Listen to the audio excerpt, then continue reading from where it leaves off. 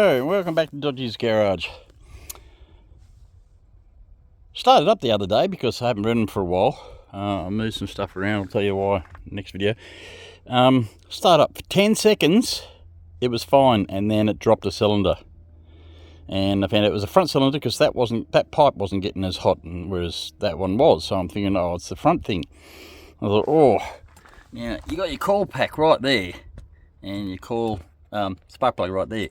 So I got the lead, shoved a screwdriver in it because I didn't have another plug, because you got to take the top off, the little thingo. And the one plug I do have, I can't take that off. So screwdriver, heaps of spark, turn it over, heaps of spark. So okay, it's not the coil, thank God. So I figured, oh well, God knows how long the plugs have been in there for. Yeah, she's where's the tip? The tip's worn right down.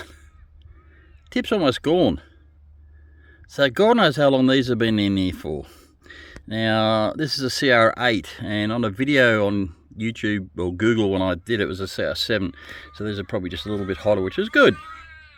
But yeah, absolute pain, because you cannot get into that spark plug because it's literally right over where the mount for the coil is. So what you got to do is get a 5/8, drop it in the hole, then get your little 1/4 inch little small, where is he? Small, what's the name?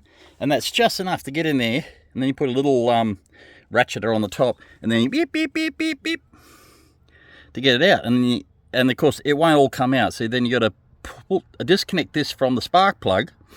And what I did is I've got just a flathead screwdriver, poked it in, grabbed the spark plug socket and pulled that up with a screwdriver jammed in there and whatever.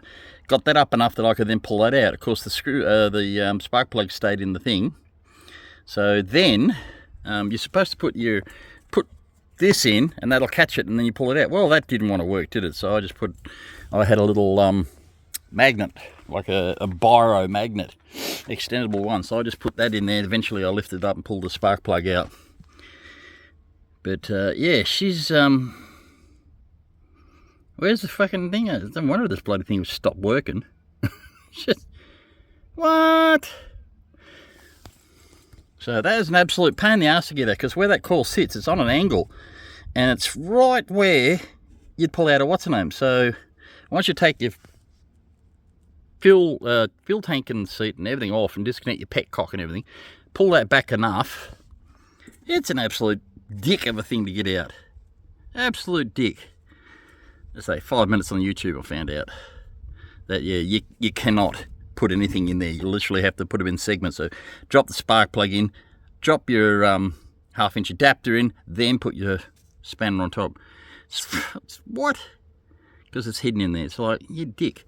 The rear one, once I've still got the breather lines attached, so I can't take the tank right off. The rear one's actually in between the chassis, so you can get a socket and a really long extension and get it in there and pull it right out. So that one's not as hard. So I'll do that another time.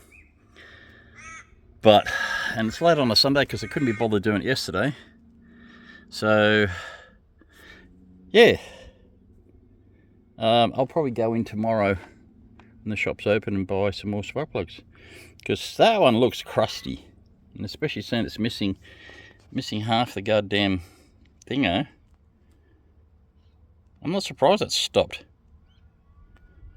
So it's probably one of the last things I have to replace on this thing, because I replaced the carby, I've replaced the chain, and replaced the front cog, the rear cog, and the rear tyre.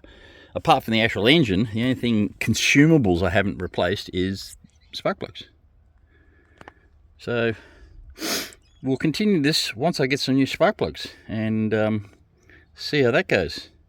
And I've got a big update on the car situation. As you can see, the bikes are there because I've taken the Commodore out and shoved it up there, because that's kind of sold. So I've had to move the bike over because I got a new project. And you won't like it because it's not old. But yeah, all the bikes are lined up here now, which makes it kind of easy to get in and out of, but yeah. So stay around for that, because that new project's going to be not everyone's cup of tea, but it is what it is. But this is, I was going to ride this because it's actually quite nice, even though it's the middle of winter, middle of July or beginning of July. And it's like, I think it was 3 degrees this morning or something. But I was going to ride this into work. Can't do it on one cylinder. So, we'll see. Rightio, so I bought some new ones.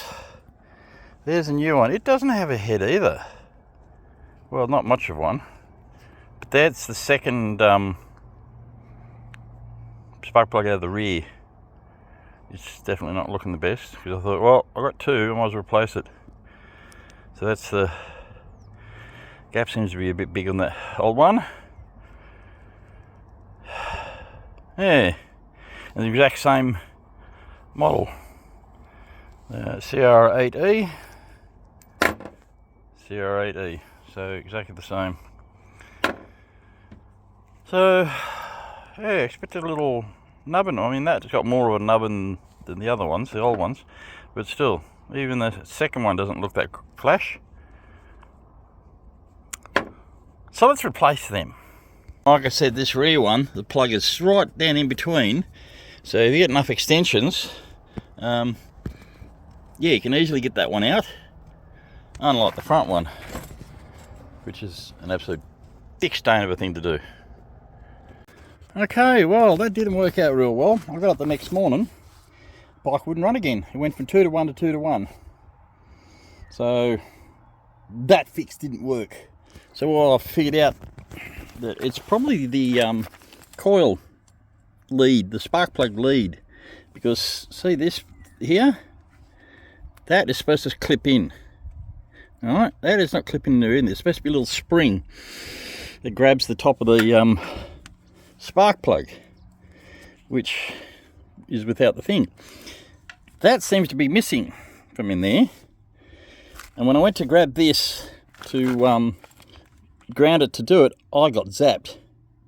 Then I went and got a pair of pliers to hold it, and you'd hear the sparking coming out to the pliers. So this whole thing is just, I mean, it's got no holes in it except for the ones I just put in before. Yeah. So coil works. The plug lead is just zapping it, because this isn't grounding properly. It's going to wherever. And you can't buy a coil lead. You have to buy a coil with a coil lead. You can't just buy the coil lead. You have to buy the whole frickin' thing. So that's what I've done.